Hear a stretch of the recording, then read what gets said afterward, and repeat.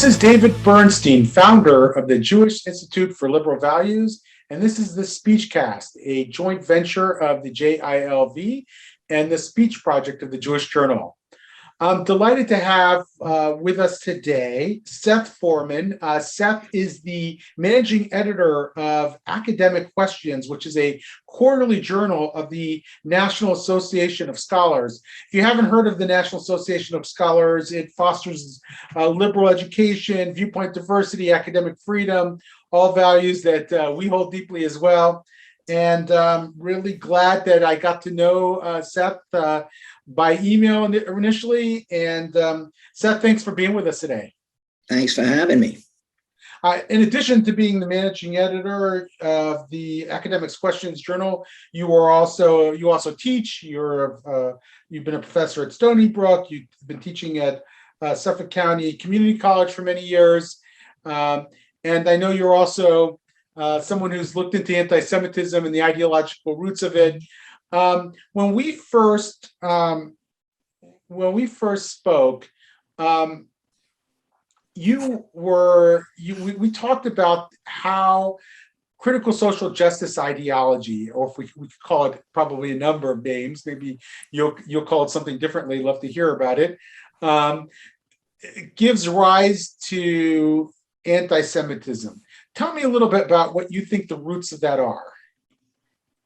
Well, yeah, I think that, as you know, critical race theory, really, though it goes by a number of other euphemisms, such as social justice or diversity, equity, and inclusion, or intersectionality, but they all basically stem from a similar foundation, and that is that race is the most important thing that determines your fate and your status as an individual, and really as a civilization, if you're talking collectively. Race is the most important factor in whether somebody, to put quotes around it, succeeds. So, of course, they have a racial hierarchy in the United States, with whites basically sitting at the top, using discriminatory practices, laws, and institutions in order to hold down and oppress non-whites who have varying levels and varying degrees of victimhood. So the Jews in the United States, but really in the world at large, pose a very specific problem for critical race theorists. And that is that if race is the most important determinant of outcomes, of social outcomes like educational level and income level, rates of criminality and imprisonment, or what have you, if race is the most important determinant, why then are Jews actually, on many of those outcomes, doing better than the larger white racial group? So it's almost as if Jewish, if you want to call it, success in these areas pose a problem, because that indicates that there must be something operating besides race that determines social outcomes. The Jews are a symbol of that. Otherwise, they would be exactly equal to the rest of the dominant white population. So what has happened is that CRT theorists and advocates and people like that tend to fall into a position of having to make Jews almost the whitest of all whites. They're the ones who have positioned themselves most advantageously to take advantage of the discriminatory and racist institutions in order to rise even above other white people in certain outcomes. So you have a whole history of this in academia, in which you might remember in the 1980s, Leonard Jeffries at City University of New York, who was writing that Jews were basically the most powerful slave traders. And then in the 1960s, You had the Ocean Hill-Brownsville teacher strike, which pitted Black nationalists against a mostly Jewish teachers union in New York City.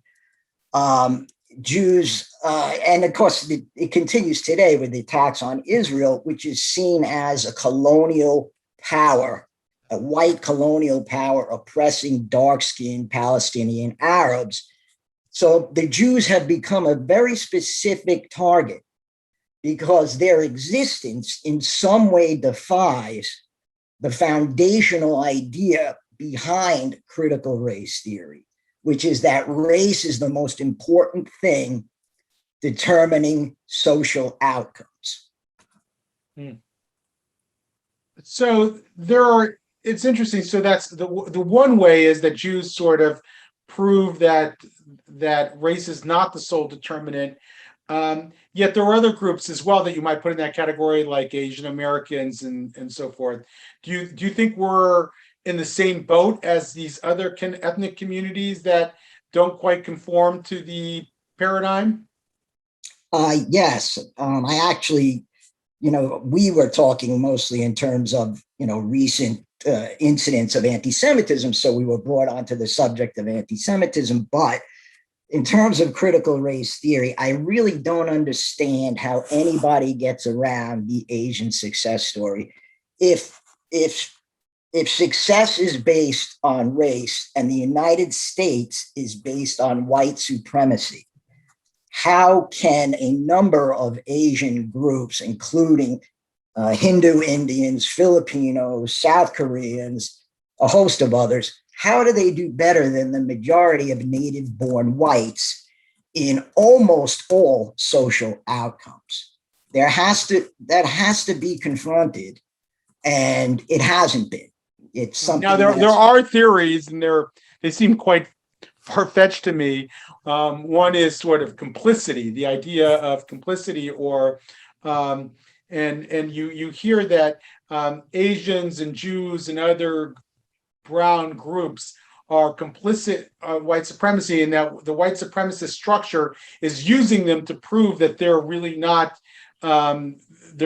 discriminating against Black people. So you hear white adjacent is sometimes used to describe Asian groups or Jewish groups that have benefited from whiteness. But it seems hard to make that argument. Another more subtle argument, though I think it's still is not completely borne out by the facts, is that these immigrant groups are largely self-selected. These are the people who are most academically qualified, most financially successful. They can leave their native country, come to this country, and they already have a leg up over pretty much everybody else. So you're dealing with a very small subset of people. That's what the argument is anyway. That's actually, it's good that you mentioned that. I don't think the empirical data really supports either of those two theories. If any of them seemed interesting to me, it would be the one where immigrants are self-selecting. But the truth is, we have a number of extremely impoverished Asian immigrant groups, such as they used to be South Vietnamese. We used to call them the Vietnamese boat people. Some of the Hmong people from Cambodia, who have done and still continue to do, especially in New York City schools, extremely well. At least, academically and in terms of economics. I don't want to, by the way, make it sound like those are the only social outcomes that matter, but those are the typical ones we use for measuring status and success.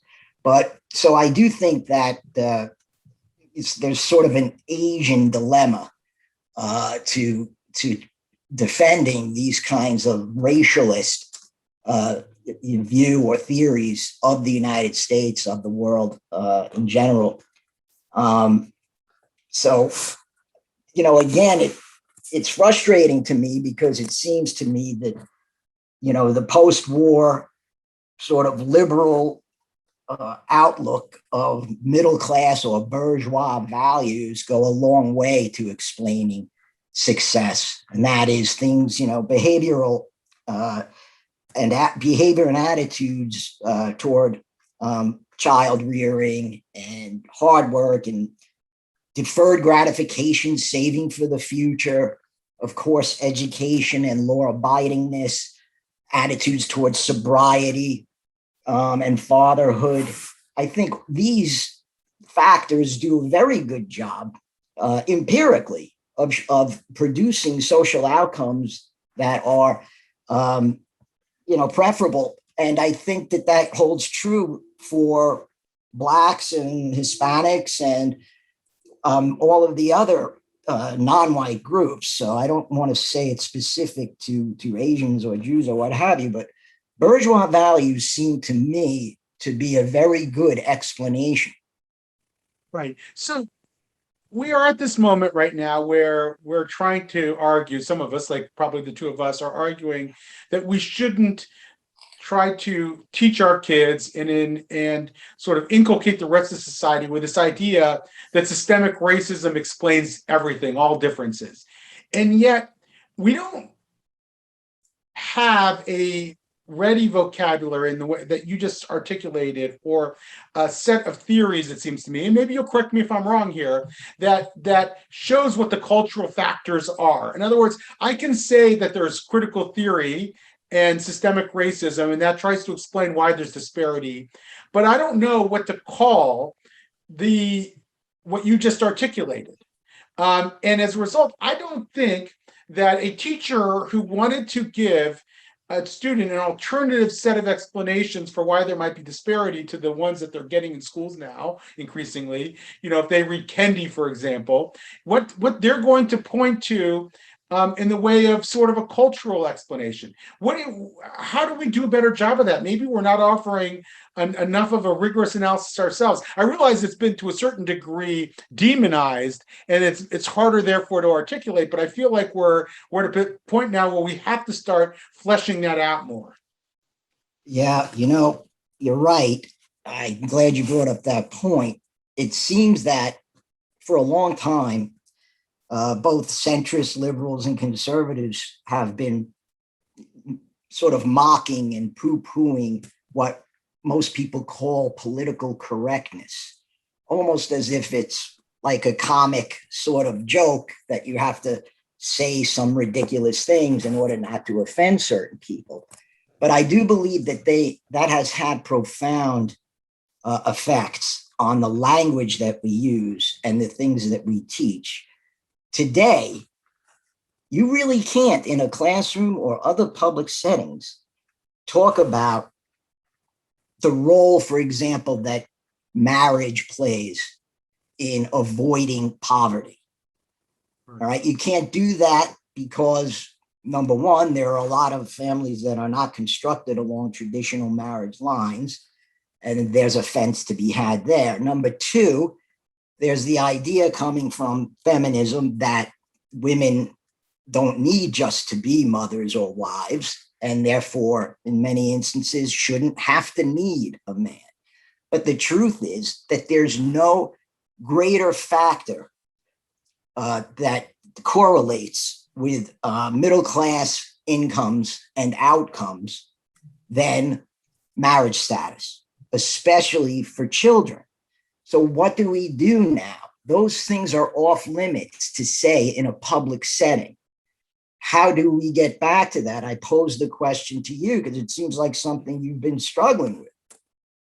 I've been struggling with it as well. And I think we're going to have to name it. There are people who call it empowerment theory, which is the idea but empowerment theory is not a set of explanations. It's almost a prescription. It says the best way to get people to be their best is not to emphasize racism and how the structure is rigged against them, but rather to emphasize what it will take for them to succeed in society. And that's a prescription. It's almost a social policy, but it's not an alternative explanation for why there's disparity in the first place.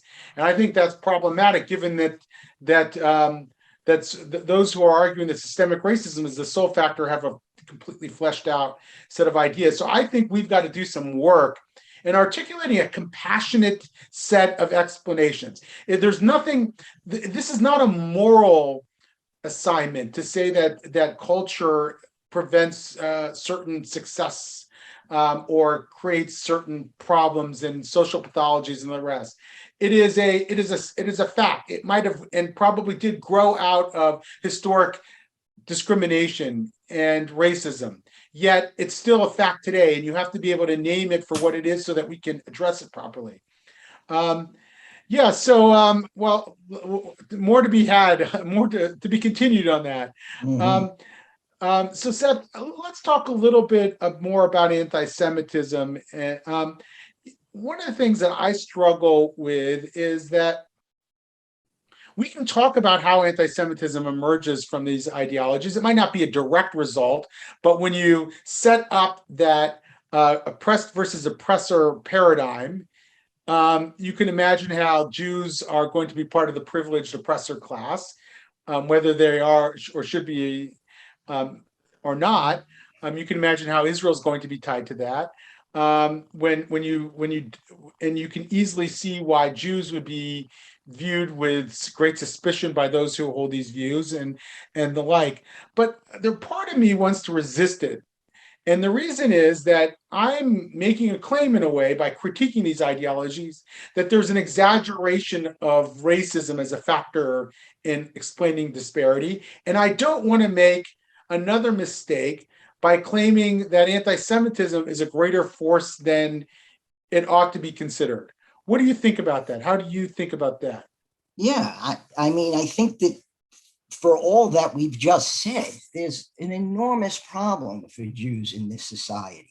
And it's been with us for at least 30 to 40 years, probably longer. But the truth of the matter is, Jews have to somehow accommodate the knowledge that there is and always will be acts of anti-Semitism, sometimes very significant acts like the Pittsburgh massacre of just 2 years ago. But that has to be accommodated with the knowledge that for the most part, Jews are not prevented from reaching their highest aspirations individually, and also for not prevented from practicing whatever form of Jewishness they want to perform. America has been a very free and open country for Jews, the Golden Medina, the golden land that our grandparents have always said it would be. And a lot of Jews have trouble not seeing themselves as victims. It's a large part of identity for a lot of American Jews. I understand the frustration of certain other groups that are historically discriminated against worse than Jews in this country, primarily Blacks. There's a little bit of a frustration when Jews continue to try and group themselves, either as non-white in a sense because they've been discriminated against, or that there's still such a significant level of discrimination that Jews are being kept out of certain opportunities or places in American life.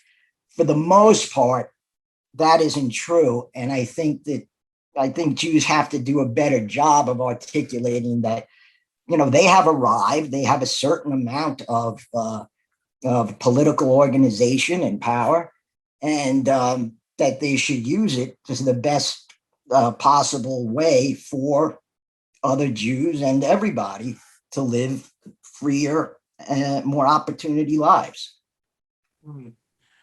Yes.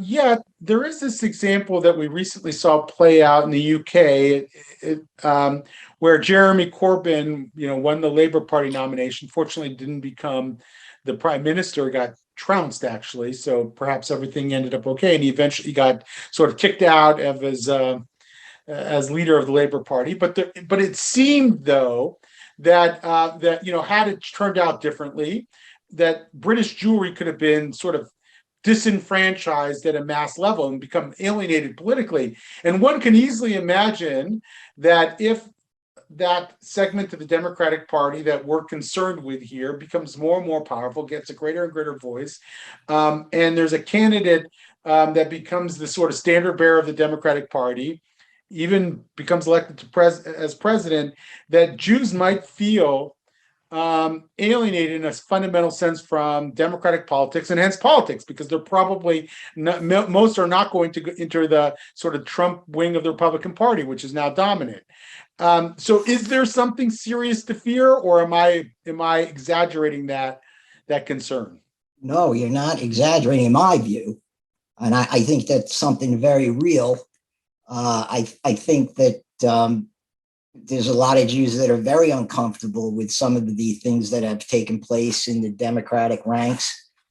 And I would hope that obviously doesn't encourage them to disengage. I think now is the time to engage more than ever. But I also think that they have to kind of think more deeply about why the left wing of the Democratic Party is becoming basically the center of anti-Semitism, anti-Zionism, and all these other factors. It's related, in my view, to the things that we've been talking about.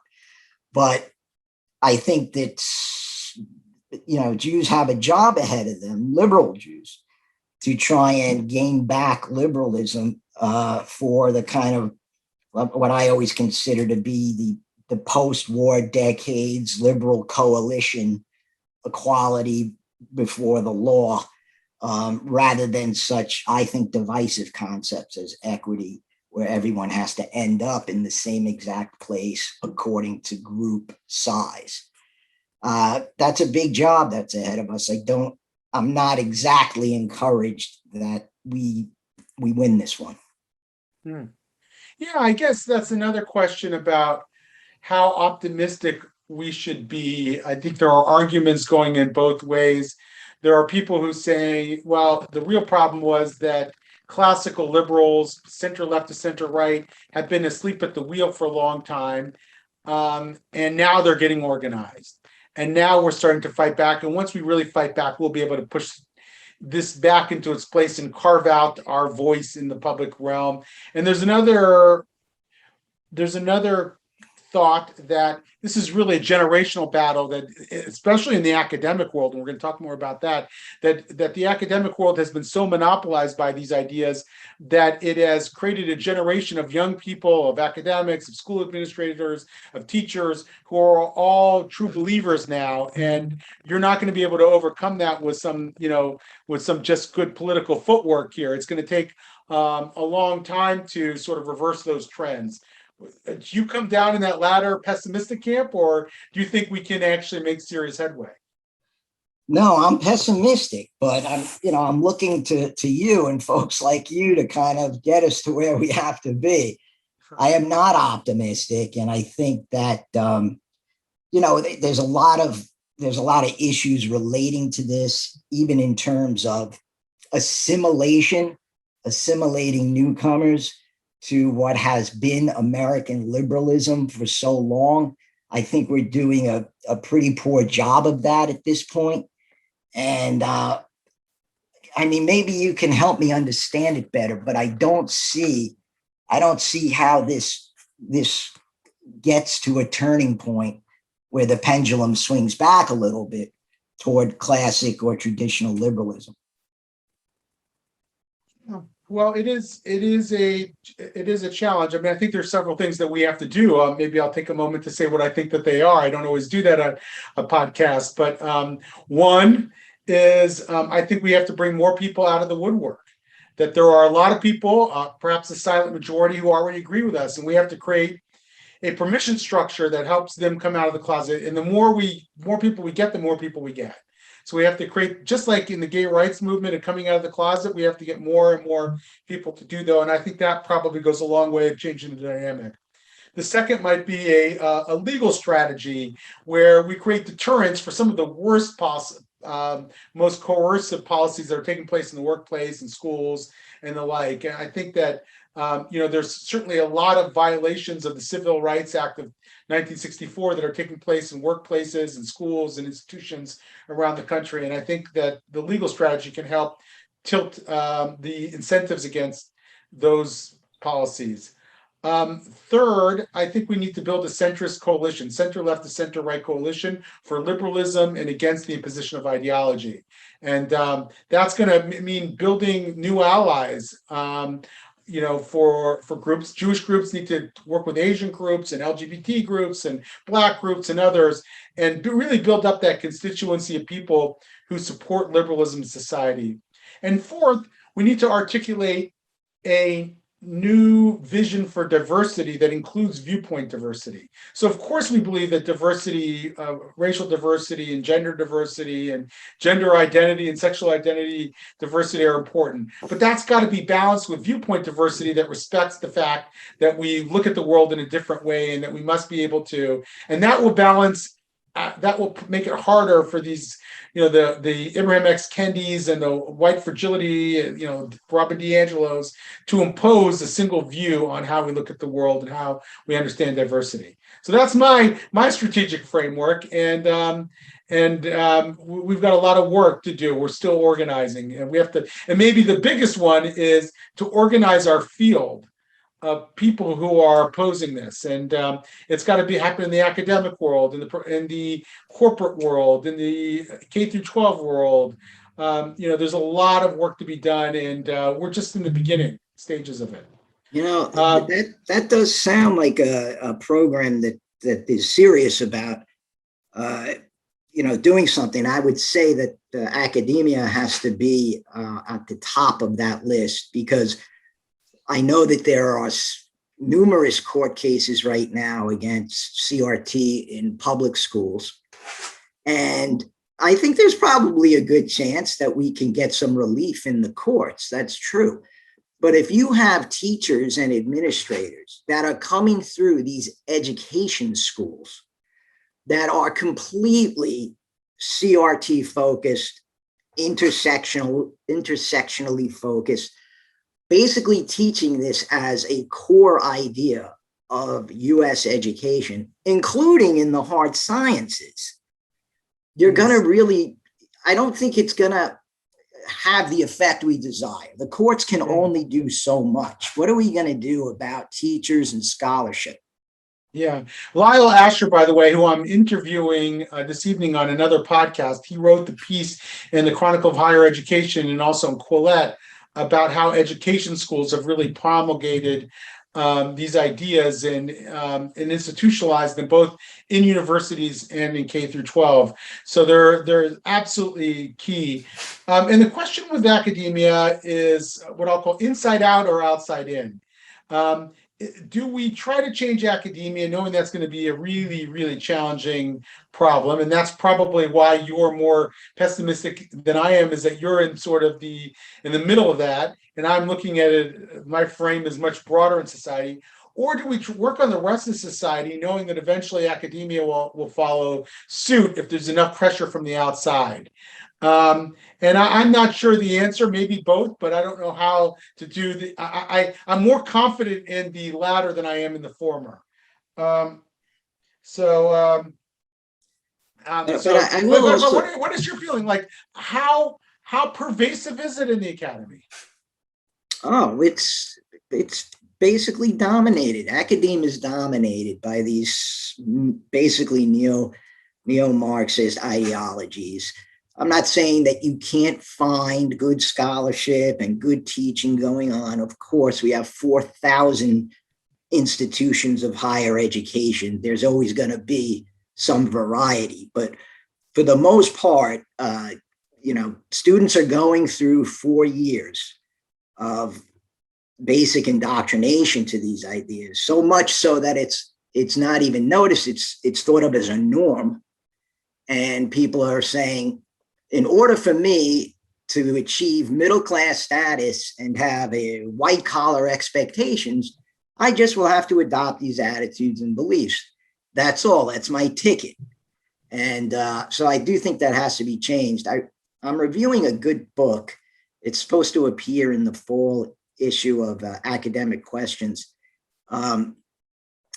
by Jonathan Marks, who's a pretty well-known critic. He writes for Commentary Magazine, but he's written a book called Let's Be Reasonable. And it's basically a plea to conservatives not to give up on higher education.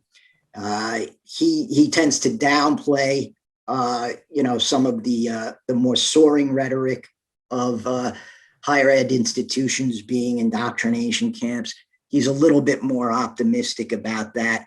But some of the data that I've seen come out, particularly with a very comprehensive new study by Eric Kaufman, maybe you've heard of him, shows that in fact, I've written about that study as well. Oh, yeah, you have? Okay. Yeah. So, I mean, some of the data that he has in there is very upsetting. It tells me that change really isn't going to come from within. It's going to have to come, from without, sort of like you suggested, or maybe even, financial pressure or what have you. But it's grim and it's dire. I can't say that it's not. Right. So the journal, is it designed to sort of be an alternative outlet for academics who want to sort of buck the trend? It's sort of, yeah. I think that there's